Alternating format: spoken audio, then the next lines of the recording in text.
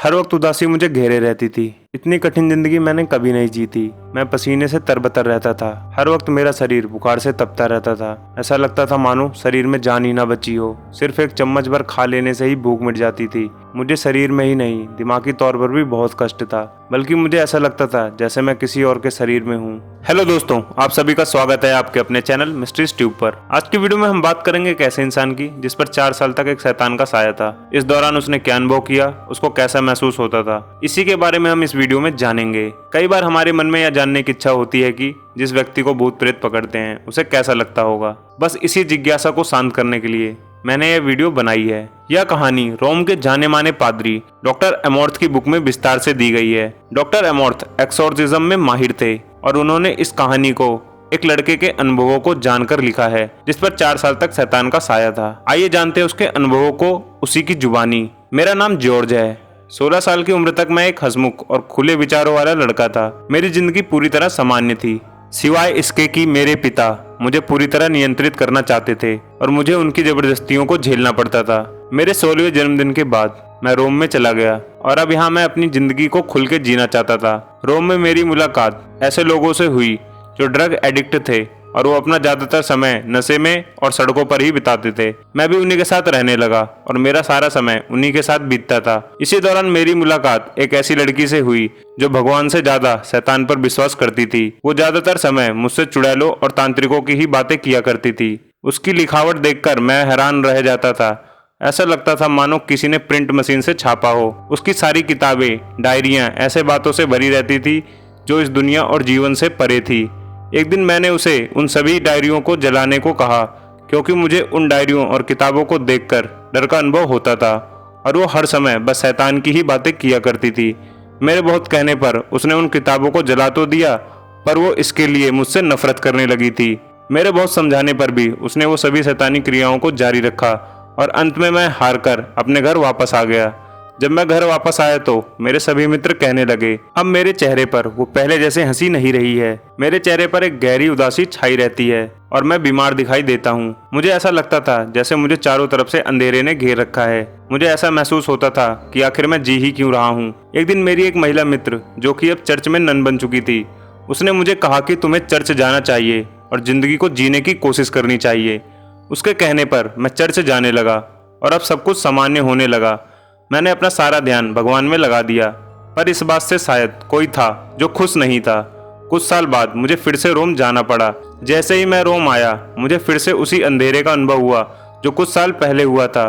कुछ ही हफ्तों में मेरी हालत बहुत खराब हो गई। मुझे अपनी जिंदगी की सभी बुरे दिन याद आने लगे। मेरे पिता जो कि मुझे पीटते थे और मुझसे हर काम जबरदस्ती करवाते थे, ये सब सोचकर मैं दुखी रहता। मैं अपनी हालत का जिम्मेदार अपने पिता द्वारा किए गए मेरे शोषण को मानता था। हर वक्त उदासी मुझे घेरे रहती थी। इतनी कठिन जिंदगी मैंने कभी नहीं जी थी। मैं पसीने से तरबतर रहता था। हर वक्त मेरा शरीर बुखार से तपता रहता था। ऐसा लगता था मानो शरीर में जान ही ना बची हो। सिर्फ एक चम्मच भर खा लेने से ही भूख मिट जाती थी। मुझे शरीर में ही नहीं, दिमागी तौर पर भी बहुत कष्ट होता था।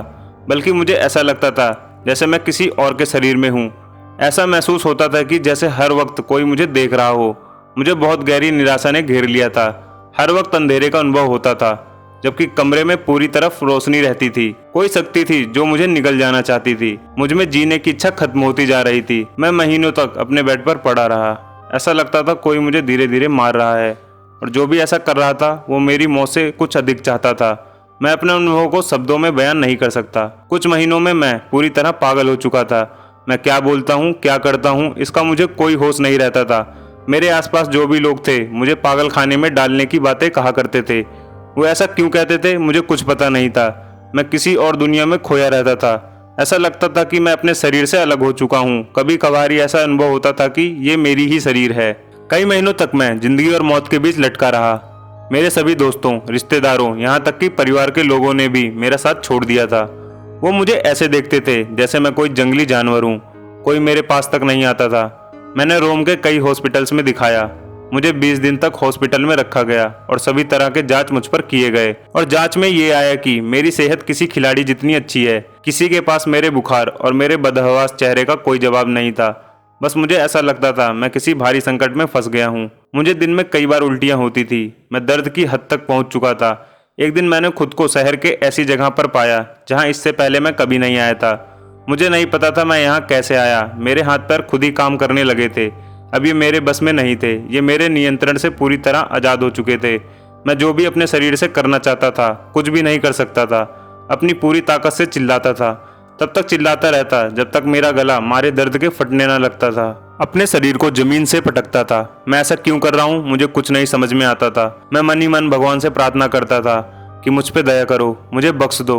मैं आपसे दया की भीख मांगता हूँ, मैं मर रहा हूँ। और आज मैं एक अनजान जगह पहुँच गया था। मैं अपनी बची हुई सारी ताकत झोंक कर टेलीफोन बूथ तक पहुँचा और ऐसे व्यक्ति को फ़ोन किया जो मुझे रोम वापस लेकर जा सकता था। इस दौरान भी मैं टेलीफोन बूथ को तोड़ता रहा। मैंने उस व्यक्ति को बुलाया और वो मुझे लेकर रोम गया। कुछ पलों के लिए मुझे ऐसा लगा कि मैं नर्क के द्वार पर खड़ा हूँ और अब मैं सारी जिंदगी ऐसे ही कष्ट में बिताऊंगा। कहानी को ज़्यादा लंबा ना करते हुए दोस्तों, मैं आपको कहानी को शॉर्ट में बताता हूँ।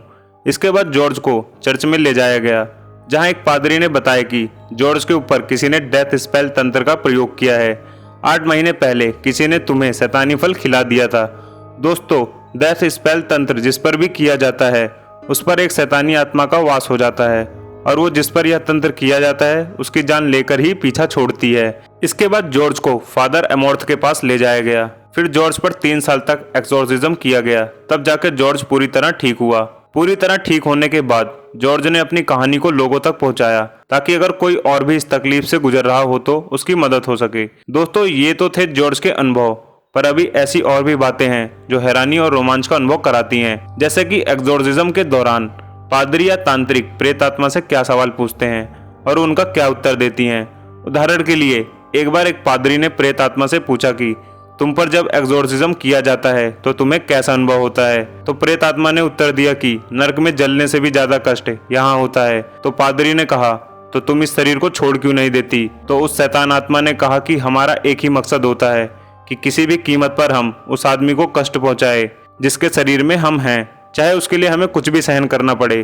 तो दोस्तों, रहस्य और रोमांच की बातें और भी हैं। इसे जानने के लिए चैनल को सब्सक्राइब कर लें, साथ ही वीडियो को लाइक और शेयर भी करें। मिलते हैं एक और रोचक वीडियो के साथ, तब तक के लिए आप सभी को मेरा नमस्कार।